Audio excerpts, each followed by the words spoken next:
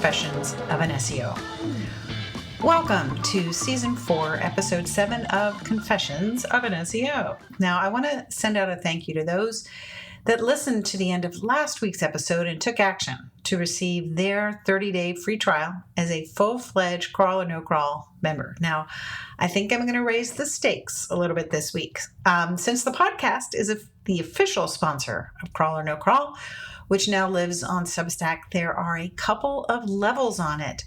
The monthly is $18 and the annual is $198, which gives you 2 full months out of the 12. And it also provides access to the testing data and the weekday or weekend reports that get pushed out. You can have the advantage of knowing what the exact state of indexing is on a daily basis, and then you have something to which you can compare your crawling experience to something else. Now, anyone wondering what they're committed to doing, this is not a meeting group.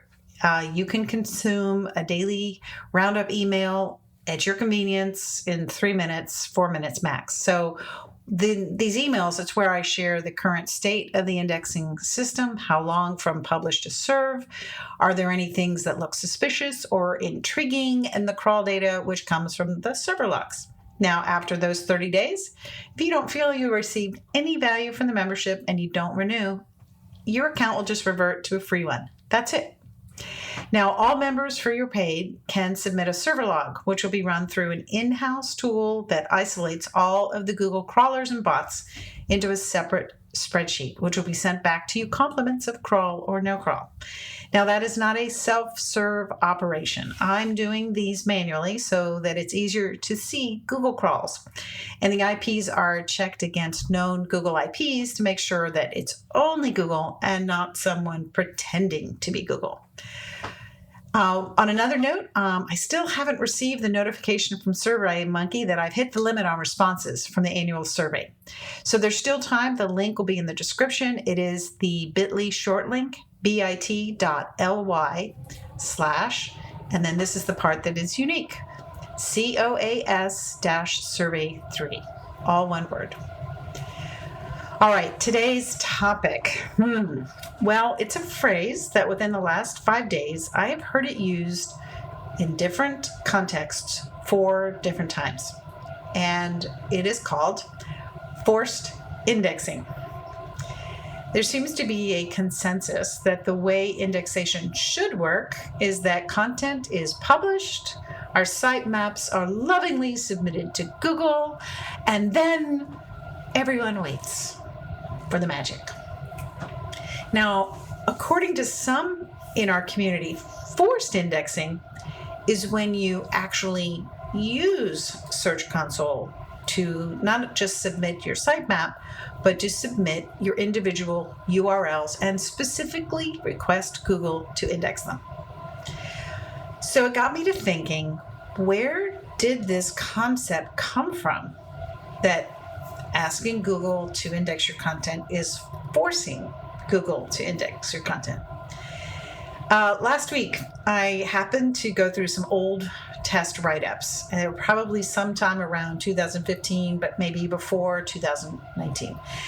And in one of them, the various types of indexing methods were being tested. And this was way before I got entangled into indexation. So I got to step back through a time portal. And when I first got into testing, there was a method to request Google to index a link.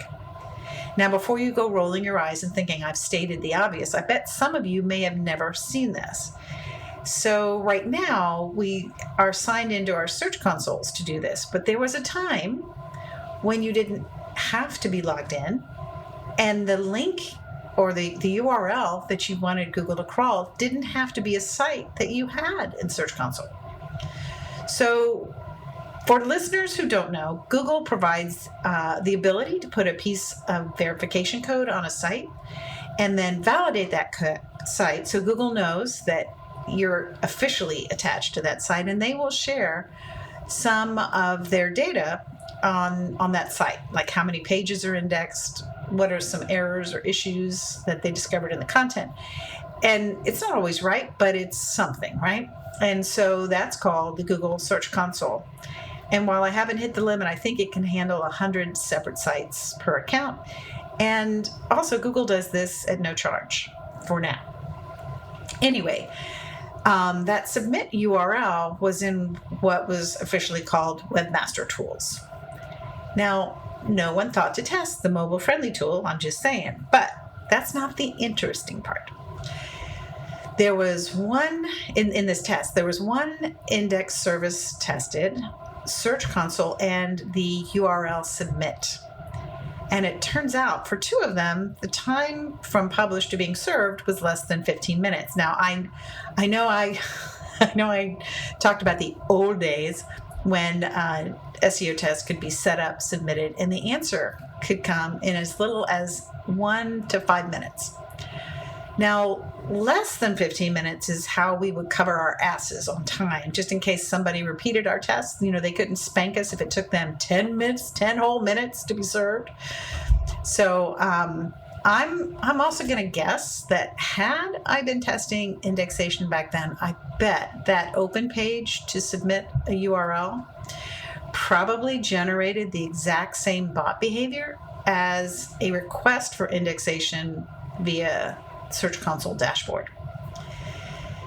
So I suspect that speed of everything happening so fast produced an expectation, and one that I think may not serve today's webmasters or marketers.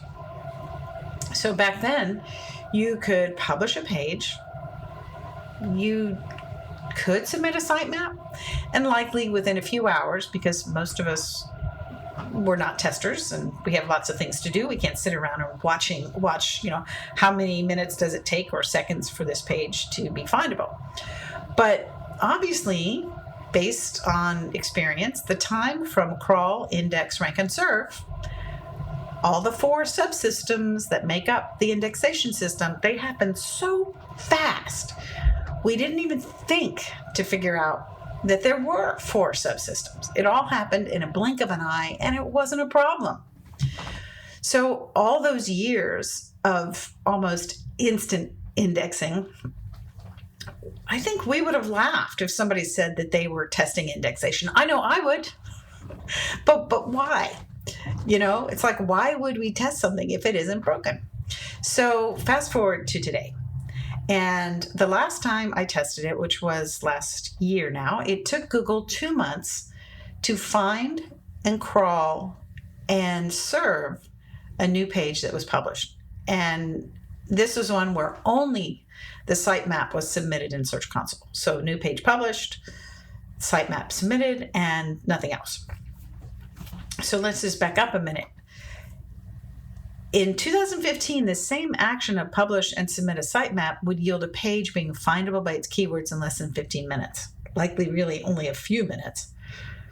And today, 9 years later, just finding a page in that sitemap to crawl, index, rank, and serve takes 2 months, which brings me back to that concept of forced indexing.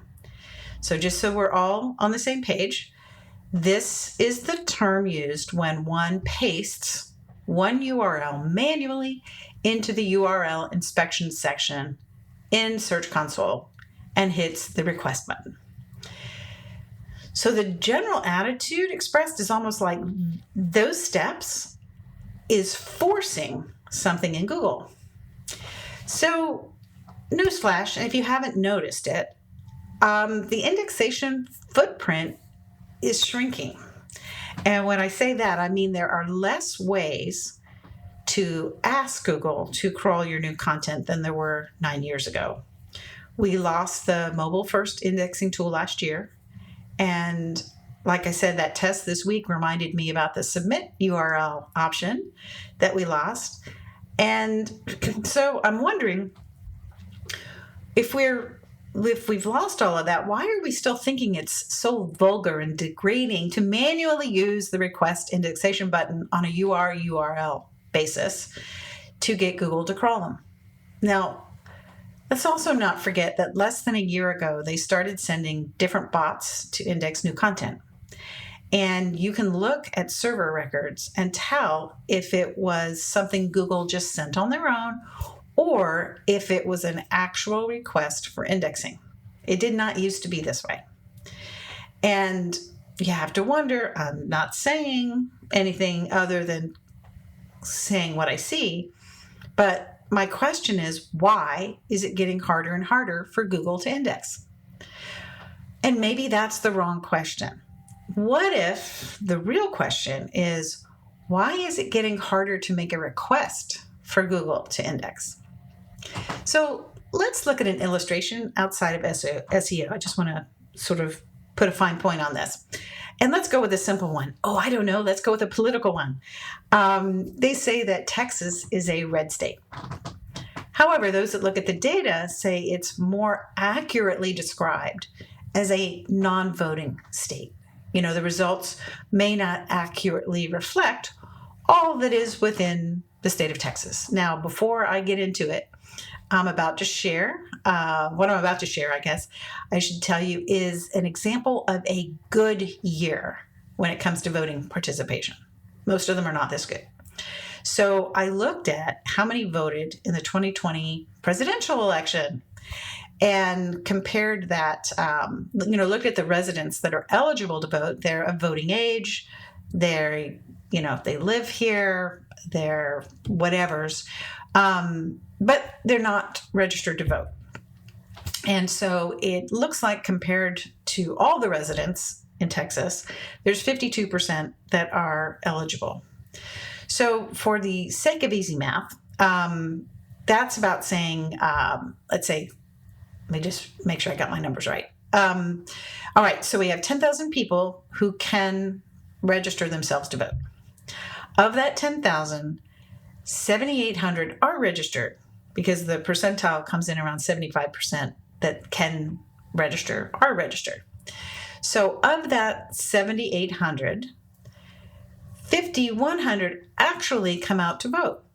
So when you compare that 5,100 back to the original 10,000 eligible, that's just slightly over half.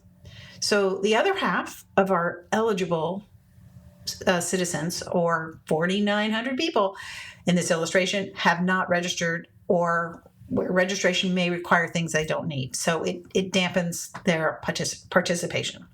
All right, so that's just an example of coming at this concept. What if it's not hard for Google to index? What if now, in order to justify the resources to index our content, we must ask Google to index it, which means we're either limited to 10 pieces of content per day through Search Console or 200 per day via the indexing API. So in a way, we could say, instead of us forcing them, we could say they are forcing us to ask. We're not forcing them to index. They're forcing us to ask. And in an increasingly smaller footprint of ways that we can do that. Again, let me repeat, our ability to ask is what has been shrinking. And if they are not actively coming, if it's taking them 2 months to find content, what does that tell us? So food for thought. When the river changes course, at some point, we may have to change our behavior. I don't believe it is aberrant behavior for us to deliberately ask Google to index our content in Search Console. With so little means of asking these days, that's not forcing in my book, that's asking. All right, well, that's it for today. Thank you for being a listener. Keep coming back if there are topics you'd like me to cover in March. Remember to take the survey, and if you can't do that, text Confessions, and that number is 512-222-3132 with your topic that you'd like me to consider. And just as a reminder, if you would like to be in the next group of lucky ducks to receive a complimentary 30-day free trial to Crawl or No Crawl, all you have to do, it's easy. All you have to do is text the word indexation along with your name and email to the same number, which is 512-222-3132. 3132. And just do that between now and February 29th. It's leap year. All right, thanks again, and I will see you in the SERPs.